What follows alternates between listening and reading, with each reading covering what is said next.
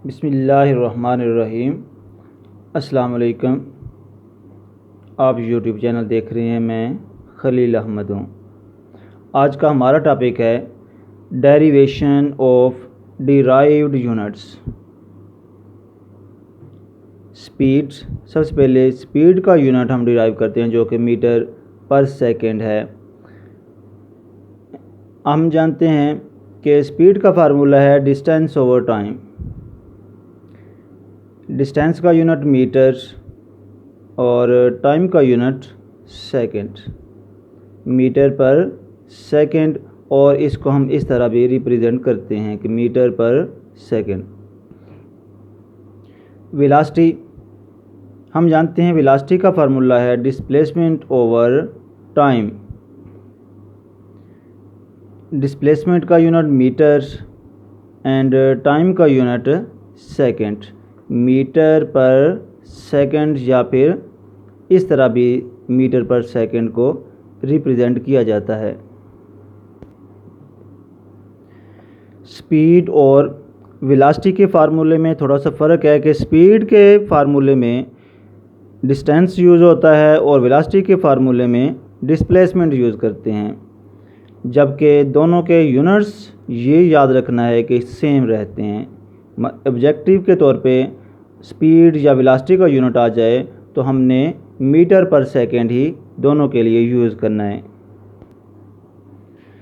अब हम एक्सेलरेशन का यूनिट अखज़ करते हैं, डिराइव करते हैं। एक्सेलरेशन के लिए फार्मूला हमारे पास है change in velocity divided by time. Velocity में तब्दीली बटा वक्त। चेंज इन वेलोसिटी, अगर वेलोसिटी में चेंज है तो इसे हम जाहिर करते हैं डेल्टा वी से। डेल्टा रिप्रेजेंट करता है चेंज को और वी है साथ, तो इसका मतलब वी में चेंज है, मतलब ये कि वेलोसिटी में चेंज है डिवाइडेड बाय टाइम। अब वेलोसिटी के लिए हमने यूनिट अखज़ किया हुआ है कि वेलोसिटी का यूनिट है मीटर पर सेकेंड डिवाइडेड बाय टाइम का यूनिट है सेकेंड। मज़ीद इस सेकंड को भी अगर हम इस बटे के ऊपर लेकर चले जाते हैं तो हम लिख सकते हैं मीटर पर सेकंड, या फिर इस तरह भी लिखा जाता है मीटर पर सेकंड स्क्वायर। नाउ वॉल्यूम का यूनिट डिराइव करते हैं। वॉल्यूम के लिए फार्मूला हम जानते हैं length multiply width multiply height. मतलब ये कि वॉल्यूम हमारे पास लंबाई ज़रब चौड़ाई ज़रब ऊंचाई के बराबर होता है। अब लेंथ का यूनिट अगर देखा जाए तो मीटर, विड्थ का यूनिट देखा जाए तो मीटर, हाइट का यूनिट भी मीटर। तो तीनों हमारे पास मीटर, मीटर और मीटर। तो मीटर की पावर हमारे पास 1 इसकी हो गई, 1 इसकी हो गई, 1 इसकी हो गई। तीनों को हम ऐड कर लेते हैं। m की पावर 1 + 1 + 1, तीनों को अगर ऐड करते हैं तो m पावर 3। इसका मतलब क्यूबिक मीटर वॉल्यूम का यूनिट आ जाएगा। m की पावर 3 या फिर क्यूबिक मीटर हमारे पास वॉल्यूम का यूनिट है। अब हम फोर्स का यूनिट अखज़ करते हैं। फोर्स का यूनिट अखज़ करने के लिए Newton second law of motion use करना पड़ेगा। Newton second law of motion में हमने फोर्स के लिए फार्मूला पढ़ा है, फार्मूला अखज़ किया है उसमें कि F = ma। m यहाँ हमारे पास मास है और a एक्सेलरेशन है। मास का यूनिट हम जानते हैं किलोग्राम और एक्सेलरेशन का यूनिट मीटर पर सेकंड स्क्वायर। फोर्स का एक यूनिट तो हमारे पास किलोग्राम मीटर पर सेकंड स्क्वायर आ गया और फोर्स का यूनिट हमारे पास न्यूटन भी है और इसे हम कैपिटल N से रिप्रेजेंट करते हैं। और अगर हम कंप्लीट नाम लिखना चाहें तो इस न्यूटन की जगह पे, N की जगह पे अगर हम न्यूटन ही लिखते हैं तो हम स्मॉल n यूज़ करेंगे। यहाँ पे कैपिटल N यूज़ नहीं करेंगे, स्मॉल एन यूनिट के तौर पे यूज़ करेंगे। मतलब NEWTON ये हमारे पास फोर्स का यूनिट है।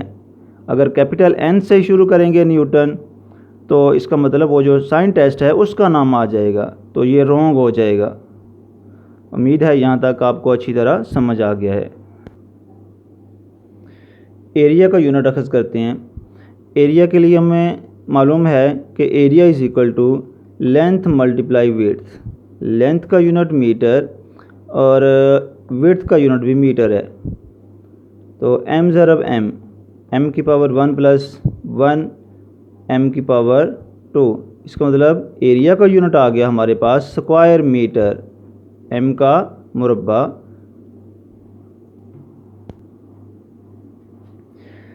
प्रेशर का यूनिट डिराइव करते हैं। प्रेशर के लिए हम फार्मूला जानते हैं कि pressure is equal to force divided by area. Force को F से रिप्रेजेंट करते हैं और एरिया को A से ज़ाहिर करते हैं। फोर्स के लिए हम जानते हैं कि यूनिट है N, फोर्स का unit Newton, divide by area का यूनिट स्क्वायर मीटर, तो न्यूटन पर स्क्वायर मीटर ऐसे भी लिखा जाता है। मज़ीद अगर ऐसे लिखा जाए तो ये भी करेक्ट है, न्यूटन पर स्क्वायर मीटर। नो डेंसिटी का यूनिट अखज़ करते हैं। हम जानते हैं कि डेंसिटी का फार्मूला है density is equal to mass over volume. Mass को m से रिप्रेजेंट करते हैं और वॉल्यूम को v से अगर रिप्रेजेंट कर देते हैं तो m डिवाइड बाय v बन जाता है। तो m over v is equal to mass की जगह मास का यूनिट है किलोग्राम, डिवाइडेड बाय वॉल्यूम का यूनिट हम अखज़ कर चुके हैं क्यूबिक मीटर, किलोग्राम पर क्यूबिक मीटर। तो किलोग्राम पर क्यूबिक मीटर को इस तरह भी रिप्रेजेंट करते हैं।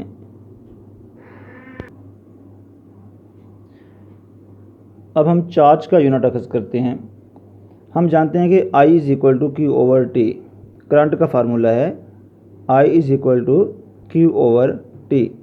यहाँ से अगर चार्ज हम अलहदा कर लेते हैं तो करंट मल्टीप्लाई टाइम बन जाता है। Charge is equal to current multiply time बन जाता है। तो चार्ज का फार्मूला लिख दिया, charge is equal to current ज़रब टाइम। इलेक्ट्रिक करंट को हम रिप्रेजेंट करते हैं I से और टाइम को T से रिप्रेजेंट करते हैं। करंट का यूनिट एम्पेयर और टाइम का यूनिट सेकंड। चार्ज का यूनिट बन गया हमारे पास एम्पेयर सेकंड, एम्पेयर सेकंड। या फिर चार्ज का यूनिट हमारे पास कॉलम भी होता है। उम्मीद है डेरिवेशन ऑफ डिराइव्ड यूनिट्स जो है आपको अच्छी तरह समझ आ गया होगा। अगर आपको हमारी ये वीडियो अच्छी लगी तो हमारा ये चैनल सब्सक्राइब करना मत भूलिए। ओके, अल्लाह निगहबान।